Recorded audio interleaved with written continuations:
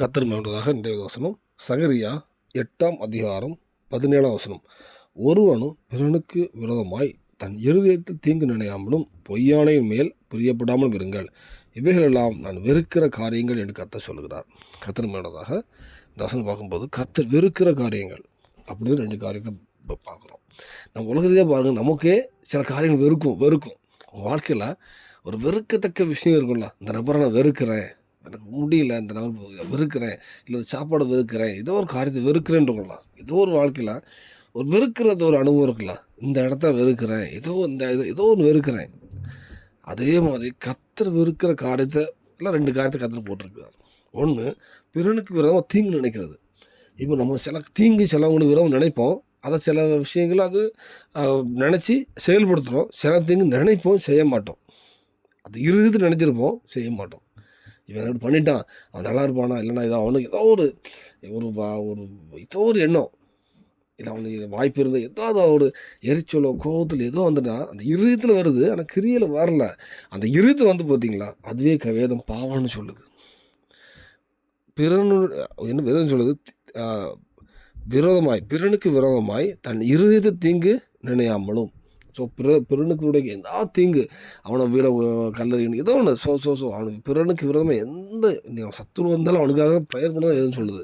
ஆனால் அவனுக்கு விரோதமாக தீங்கு நினைச்சாலே அது தேவன் அருவருக்கிற காரியம். அடுத்ததாக பொய்யானை. நம்ம எல்லாம் ஒரு பொய்யானு சொல்லும்போது நம்ம நினைப்போம், கோர்ட்டில் போய் நான் சத்தியம் சொல்ல உண்மை அப்படி தானே சொல்ல, அதான் பொய், அதான் ஆணை, நான் அப்படி சொல்ல நினைப்போம். நான் ஒவ்வொரு காரியத்திலுமே ஒரு ஃபார்ம் அனுப்புனா கூட அதெல்லாம் கிளாஸ் கேட்பாங்க, நான் சொன்னதெல்லாம் உண்மைன்னு சைன் போடுவோம். ஒரு ரிசியூம்னா கூட, ஒரு வேலைக்கு அப்ளை பண்ணால் கூட சில ரிசியூம் பழைய ஃபார்மேட்லாம் வரும், பேர்லாம் போட்டு நான் எல்லாமே உண்மை ஒத்துக்கலை அப்படி வரும். ஏதாவது சின்ன போட்டிருப்போம். இதுவும் ஒரு ஆணை தான்.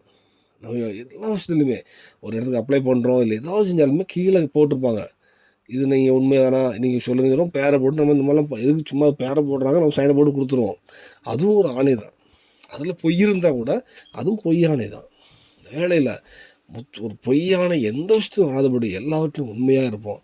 கர்த்தர் அருவருக்கிற காரியங்கள், ஏதாவது யாராவது தீங்காவோ யாருக்கும் இல்லாதபடி, சத்துருவாக இருந்தாலும் அவங்களுக்கு தீங்கு நினைக்காதபடி அவங்களுக்காக ஜெபிப்போம், பொய்யை ஆணையை விடுவோம், உண்மையாக பேசுவோம். தேவன் நம்மளை அருவருக்கக்கூடாது, நம்ம வீட்டை அருவருக்கக்கூட சொல்லி வராதபடி தேவன் நம்ம மேலே பிரியப்படும் விதமாக இந்த 2 பாவத்தையும் ஒதுக்குவோம். கண்டிப்பாக உங்கள் வீட்டை தேவன் வருவார், உங்கள் வீட்டை சாட்சியாக மாற்றுவார். தேவன் வருவதுக்கு ஒரு அருவருப்பான இடமா இருக்கணும். ஒரு சாக்கடையாக இருக்குன்னா நம்மளே அந்த அருவருப்பு போக மாட்டோம். அதே மாதிரி நம்ம வீடும் கர்த்தருடைய பார்வைக்கு அருவருப்பாக இருந்துடக்கூடாது. தேவன் வாசமான ஸ்தலமாக இருக்கணும். இந்த வேலையில் நம்ம அர்ப்பணிப்போம். ஏதாவது பாவங்கள் இதில் இருக்குமானால், பொய்யான இடுறதுலையோ இல்லை ஏதாவது பிறகு தீங்கு நம்ம நினச்சிட்டு இருப்போம்னால், இன்னைக்கு கர்த்தரை மன்னிப்பு கேட்போம். நம்ம வீடை இந்த ஒரு விஷயம் கர்த்தர் விரும்புகிற ஒரு ஸ்தலமாக மாற்ற கர்த்தரை அர்ப்பணிப்போம். இந்த பூமியில் தேவன் சாட்சி வாழ்க்கை தர பொருளும் ஆயத்தப்படுத்துவார். அர்ப்பணிப்போம். தேவனுக்கு விஷயமாக அமையணும்.